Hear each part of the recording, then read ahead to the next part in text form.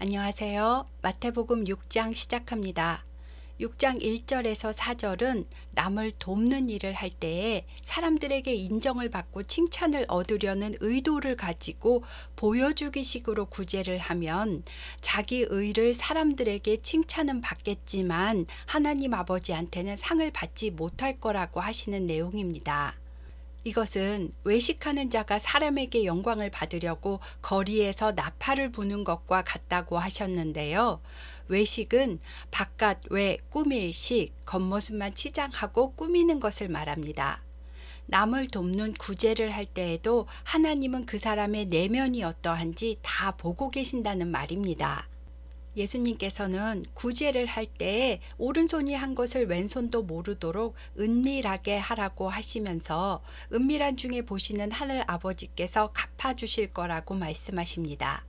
구제할 때에는 구제받는 사람의 입장을 생각하면서 그가 부끄럽거나 자존심 상하지 않게 조용히 도와주어야 하나님께서 기뻐하신답니다. 그리고 5절부터 15절까지는 기도에 대해서 말씀해 주셨는데요. 기도할 때도 사람들에게 자기 의를 보이려고 회당과 큰 길가에서 큰 소리로 기도하는 사람들이 있는데 그런 사람들은 그냥 남들에게 인정받는 것으로서 자기 상을 이미 받은 거라고 하셨습니다. 예수님께서는 기도할 때는 골방에 들어가서 문을 닫고 은밀한 중에 계시는 하나님 아버지께 기도하는 거라고 가르쳐 주셨습니다.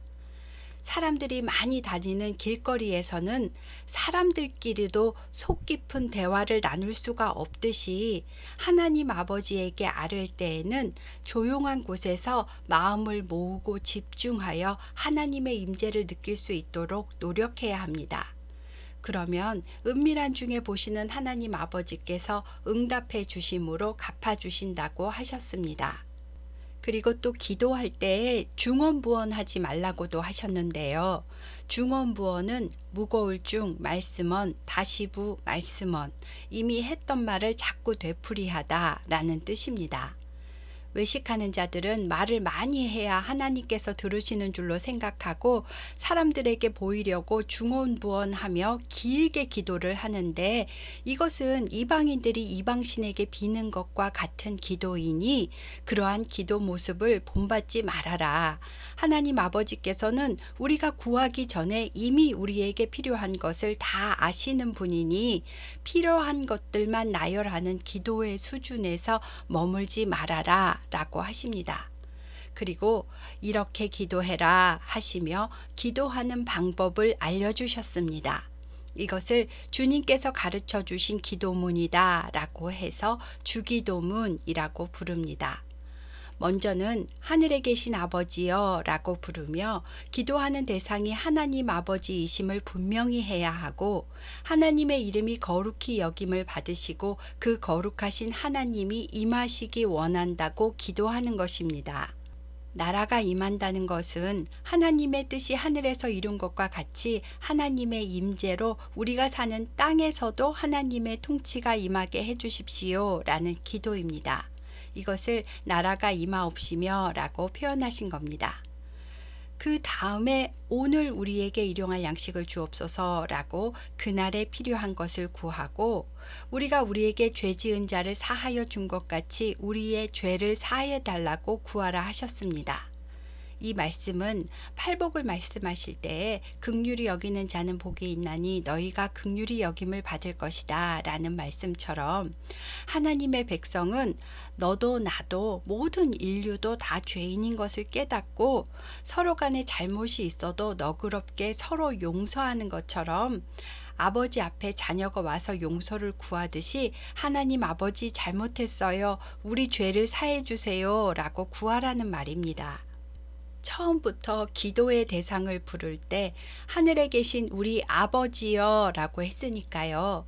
부모가 되신 분들은 자녀를 키우면서 70번씩 7번도 더 넘게 얼마나 많이 자녀의 잘못을 용서하였고 그 잘못을 기억도 하지 않았는지 생각해 보신다면 우리도 하나님 아버지께 나아가 물론 셀 수 없이 수많은 잘못을 하나님 앞에 저지르지만 그래도 하나님 아버지 잘못했습니다. 용서해 주세요. 라고 이렇게 기도해도 괜찮다. 하나님이 싫어하지 않으신다. 라고 가르쳐 주십니다. 우리는 차마 용서해달라고 매번 말씀드리기도 염치가 없지만 그래도 아버지의 자녀를 향한 사랑으로 예수님의 이름으로 받아주실 터이니 이렇게 기도해라 하신 겁니다. 그렇다고 마음대로 악을 행하고 이 기도를 이용하라는 말은 아닙니다.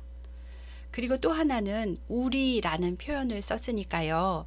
에베소서 4장 32절에 서로 친절하게 하며 불쌍히 여기며 서로 용서하기를 하나님이 그리스도 안에서 너희를 용서하심과 같이 하라 라고 하신 것처럼 여기서 말씀하시는 죄 용서는 우리끼리 관계에서 가족 간에 이웃 간에 사랑과 긍휼이 바탕이 된 죄 용서를 말합니다.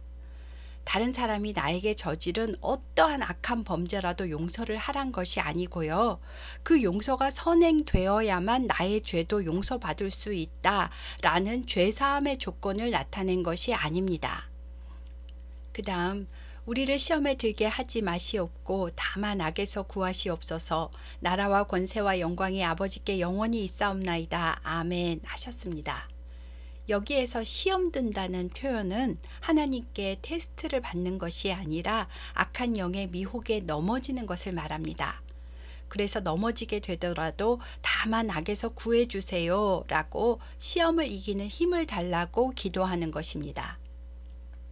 기도를 다 가르쳐 주신 후에 이어서 하신 예수님의 말씀은 너희가 사람의 잘못을 용서하면 너희 하늘 아버지께서도 너희 잘못을 용서하시려니와 너희가 사람의 잘못을 용서하지 아니하면 너희 아버지께서도 너희 잘못을 용서하지 아니하시리라 라고 잘못에 대해서는 서로 용서하라고 가르치십니다. 악한 범죄를 용서하라고 하신 것이 아닙니다. 예수를 따르는 공동체는 서로 사랑하고 서로 용서해야 한다 라고 가르쳐 주시는 겁니다. 그 다음 16절에서 18절은 금식할 때에도 외식하는 자들처럼 하지 말라는 가르침입니다. 금식은 하나님의 뜻을 구하기 위해서 육적인 힘을 약화시키고 영적인 예민함에 집중하려고 하는 건데 누가 봐도 금식하는구나 하고 알아보게 힘없는 모습으로 얼굴을 흉하게 하는 것은 너희가 사람에게 보이려고 하는 행동이지 않느냐. 이런 자는 자기 상을 이미 받았으니 하나님의 상은 없다. 금식할 때에는 온 몸을 깨끗이 하고 오직 은밀한 중에 계신 내 아버지께 보이게 하여라. 은밀한 중에 보시는 내 아버지께서 갚으시리라 라고 하셨습니다. 그러니까 구제할 때도 기도할 때도 금식할 때도 모두 외식하는 자처럼 하지 말라는 가르침을 주신 겁니다. 그리고 사람들에게는 나타내지 않고 온전히 하나님 앞에 하는 사람들은 하나님께서 은밀한 중에 보시고 다 갚아주겠다는 말씀도 주셨습니다. 갚아주신다는 말은 어떠한 형태로든 보상이 주어진다는 말씀일 겁니다. 19절에서 21절은 보물을 하늘에 쌓아두라는 말씀인데요. 재물을 하늘에 쌓는다는 말은 교회에 헌금을 많이 하라는 뜻이 아니고요. 자신에게 가진 물질을 이웃을 사랑하는 데 사용하고 복음을 전하는 데 사용하고 가난한 자를 위해 사용하는 것을 말합니다. 사람이 재물을 어떻게 사용하는지 보면 그 사람의 마음이 어떠한지 알 수 있다고 하셨습니다. 22절과 23절은 눈은 몸의 등불이니 그러므로 내 눈이 성하면 온몸이 밝을 것이요 눈이 나쁘면 온몸이 어두울 것이니 그러므로 내게 있는 빛이 어두우면 그 어둠이 얼마나 더하겠느냐 하셨는데요. 우리가 그 사람 돈에 눈이 멀었구나 라는 말을 하면 그 사람은 지금 돈밖에는 아무것도 안 보이는구나 라는 뜻이잖아요. 우리는 세상의 빛인데 육체의 눈이 세상 것에 빠져 있으면 우리 안에 있는 빛이 어두워져서 진리를 분별하지 못하게 됩니다. 그러면 빛으로서의 제 역할을 하지 못한다는 말씀입니다. 그래서 24절부터 이어서 한 사람이 두 주인을 섬기지 못할 것이니 혹 이를 미워하고 저를 사랑하거나 혹 이를 중히 여기고 저를 경히 여김이라. 너희가 하나님과 재물을 겸하여 섬기지 못하느니라 하십니다. 돈에 눈이 멀면 돈이 내 마음의 주인이 되기 때문에 모든 우선권을 재물이 차지합니다. 그래서 예수님은 하나님과 재물을 동시에 섬길 수 없다고 하신 겁니다. 그래도 우리가 돈이 없으면 또 기본적인 생활이 안 되기 때문에 재물에 관하여는 이렇게 말씀하십니다. 그러므로 내가 너희에게 이르노니 목숨을 위하여 무엇을 먹을까 무엇을 마실까 몸을 위하여 무엇을 입을까 염려하지 말아라. 목숨이 음식보다 더 중요하고 몸이 의복보다 더 중요하지 않느냐. 공중의 새를 보아라. 심지도 않고 거두지도 않고 창고에 모아들이지도 아니하되 너희 하늘 아버지께서 기르시나니 너희는 이것들보다 더 귀하지 않느냐. 너희 중에 누가 염려함으로 그 키를 한 자라도 더할 수 있겠느냐. 또 너희가 어찌 의복을 위하여 염려하느냐. 들의 백합화가 어떻게 자라나는가 생각하여 보라. 수고도 아니하고 길쌈도 아니하느니라. 그러나 내가 너희에게 말하노니 솔로몬의 모든 영광으로도 입은 것이 이 꽃 하나만 갖지 못하였느니라. 오늘 있다가 내일 아궁이에 던져지는 들풀도 하나님이 이렇게 입히시거든 하물며 너희일까 보냐. 믿음이 작은 자들아. 그러므로 무엇을 먹을까 무엇을 마실까 무엇을 입을까 하는 염려의 말을 하지 말아라. 이는 다 이방인들이 구하는 것이라. 너희 하늘 아버지께서 이 모든 것이 너희에게 있어야 할 줄을 아시느니라. 그런즉 너희는 먼저 그의 나라와 그의 의를 구하라. 그리하면 이 모든 것을 너희에게 더하시리라. 그러므로 내일 일을 위하여 염려하지 말아라. 내일 일은 내일이 염려할 것이요 한날의 괴로움은 그날로 족하니라 라고 하셨습니다. 먹고 사는 것에 대해서만 맨날 그렇게 신경 쓰고 염려하며 세상 것을 달라고만 기도한다면 이방인들이 이방신에게 비는 것과 다를 것이 무엇이냐. 그런즉 너희는 먼저 하나님의 나라와 하나님의 의가 나에게 이루어지게 해달라고 기도해야 한다. 내가 기도하는 순서도 알려주지 않았느냐. 하나님 아버지가 내 마음의 주인이 되시고 그의 그늘 아래에서 통치를 받는다면 하나님은 하물며 들풀도 돌보시는 분인데 주인이신 내 하나님께서 너희에게 필요한 것을 다 주시지 않겠느냐 라고 하신 겁니다. 19절부터 34절을 종합해 보면 돈에 너무 집착하지 말고 하나님께서 기뻐하시는 방법으로 재물을 선하게 사용해라. 그렇게 사는 것이 하나님의 뜻이다 라고 가르쳐 주시는 내용입니다. 다음 7장 1절에서 6절은 형제를 비판하지 말라는 말씀인데요. 여기서 형제는 같은 신앙 공동체를 말하는 것입니다. 내가 하나님께 비판을 받지 않으려거든 너도 내 형제를 비판하지 말아라. 너희가 비판하는 그 비판으로 비판을 받을 것이요 너희가 헤아리는 그 헤아림으로 너희가 헤아림을 받을 것이다 라고 남을 비판하며 정죄하는 것과 남을 헤아리고 배려하는 것은 부메랑처럼 다시 나에게 돌아온다 라는 가르침입니다. 남을 판단하고 비판하기 전에 먼저 나를 보아야 한다고 하셨습니다. 원래 남의 허물은 더 커 보이고 내 허물은 작아 보이기 마련인데요. 나도 허물이 있으면서 남의 허물을 비판하는 사람은 위선자라는 뜻입니다. 6절에 거룩한 것을 개에게 주지 말며 너희 진주를 돼지 앞에 던지지 말라. 그들이 그것을 발로 밟고 돌이켜 너희를 찢어 상하게 할까 염려하라 하신 말씀은 귀한 것을 모르는 사람에게는 귀한 것을 주어도 그것이 값진 것임을 모르기 때문에 귀한 것을 아무데나 던져놓고 밟을 뿐 아니라 나중에는 그 자가 너를 해칠 수도 있다라고 경고하셨습니다. 아무리 좋은 말이고 복음이고 권면일지라도 들을 준비가 되어 있지 않거나 그럴 만한 인격이 되어 있지 않은 사람에게는 섣불리 말했다가 오히려 화를 당할 수도 있다는 말씀입니다. 거룩한 말씀을 전할 때에는 기도하면서 분별하여 지혜롭게 전해야 한다는 말씀으로도 이해됩니다. 그 다음 구하라 그리하면 너희에게 주실 것이요 찾으라 그리하면 찾아낼 것이요 문을 두드리라 그리하면 너희에게 열릴 것이니 구하는 이마다 받을 것이요 찾는 이는 찾아낼 것이요 두드리는 이에게는 열릴 것이니라 라는 말씀은 원하는 것을 달라고 구하면 달래는 대로 다 주신다 라는 말씀이 아니고요. 하나님의 뜻에 합당한 것을 구하면 좋은 것으로 주신다는 말씀입니다. 어린아이가 구하면 안 되는 것을 구했을 때는 아무리 달라고 애를 써도 부모는 그 아이를 위하여 해가 되는 것을 줄 수 없듯이 하나님께서는 구하는 것을 무조건 다 주시지는 않습니다. 하지만 하나님은 하나님의 뜻에 합당한 것을 구한다면 가장 좋은 것으로 아버지가 자녀에게 주듯이 주실 준비가 되어 있으시다고 하십니다. 12절에 그러므로 무엇이든지 남에게 대접을 받고자 하는 대로 너희도 남을 대접하라. 이것이 율법이요 선지자니라 하셨는데요. 그러므로는 결론이니까요. 앞절에 구하라 찾으라 두드리라의 내용과 연결이 되어야겠지요. 하나님께 선한 일을 구하고 그 선한 일을 감당할 수 있도록 기도해라. 그리하면 하나님께서 함께 하신다. 선한 일을 할 때에는 네가 남에게 대접을 받고 싶은 것처럼 너도 남을 배려하고 인격적으로 대하고 사랑하고 베풀어라. 이것이 이웃사랑에 대한 율법이고 선지자들의 가르침이다 라고 말씀하신 겁니다.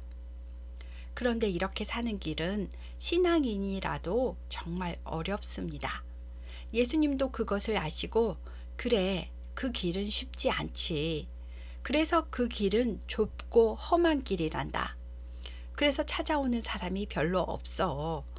많은 사람들은 넓은 세상길을 향하여 가지만 좁은 문으로 들어가는 길은 자기를 부인하고 자기 십자가를 지는 길이야. 그런데 이 좁은 문은 생명으로 인도하는 문이다. 그러니까 힘들어도 좁은 문으로 들어가라 라고 가르쳐 주십니다. 다음 15절에서 23절은 거짓 선지자들을 조심하고 분별하라는 가르침입니다. 거짓 선지자들은 겉모습은 양의 모습을 하고 있지만 속에는 노략질하는 의리가 들어있다고 하십니다.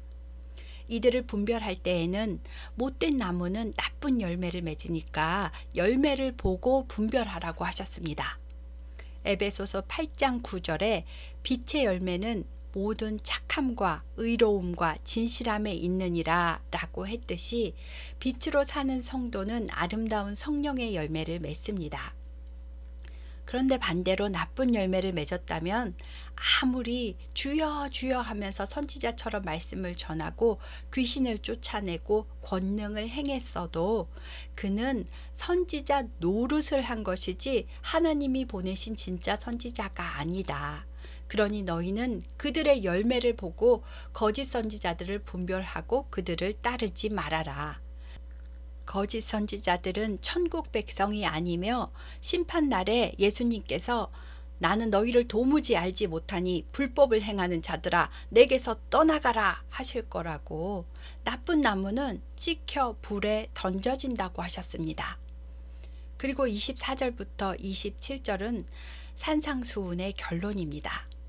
그러므로 누구든지 나의 이 말을 듣고 행하는 자는 그 집을 반석 위에 지은 지혜로운 사람 같으니 비가 내리고 창수가 나고 바람이 불어 그 집에 부딪히되 무너지지 아니하나니 이는 주추를 반석 위에 놓은 까닭이요 나의 이 말을 듣고 행하지 아니하는 자는 그 집을 모래 위에 지은 어리석은 사람 같으리니 비가 내리고 창수가 나고 바람이 불어 그 집에 부딪힘에 무너져 그 무너짐이 심하니라 라고 하셨습니다. 창수는 넘칠 창, 물 숫자로 물이 넘쳐 홍수가 나는 것을 말합니다. 예수님의 가르침을 듣고 받아들여서 행하는 사람은 반석 위에 집을 지은 사람처럼 신앙이 견고하게 서고, 가르침을 듣고도 행하지 않는다면 모래 위에 집을 지은 것처럼 기초가 흔들리는 신앙인이 된다는 말씀입니다. 저는 이것을 꽃은 피었는데 열매는 맺지 못하는 과일나무에 비유할 수 있다고 생각합니다. 집은 다 같이 지었는데 결국은 무너지는 집을 지었고, 나쁜 열매는 아니더라도 아예 열매 자체가 없으니 말입니다. 반석 위에 집을 짓는다는 것은 나의 신앙생활의 기초는 말씀이어야 한다는 뜻입니다. 그러니 예수님의 가르침을 잘 묵상하고 그 터 위에 믿음의 집 짓기를 해야겠습니다.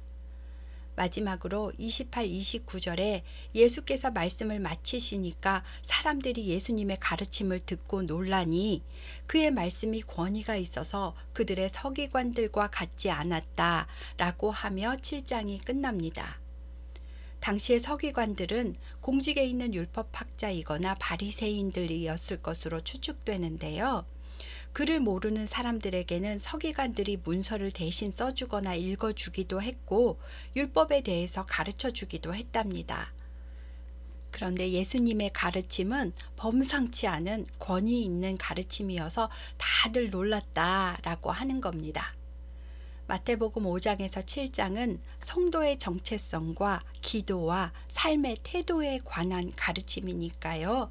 계속 많이 읽어보고 묵상하며 나의 삶에 적용해야 하겠습니다. 오늘은 6장과 7장을 했고요. 다음 시간에는 예수님의 치유 사역에 대해 살펴보겠습니다. 감사합니다.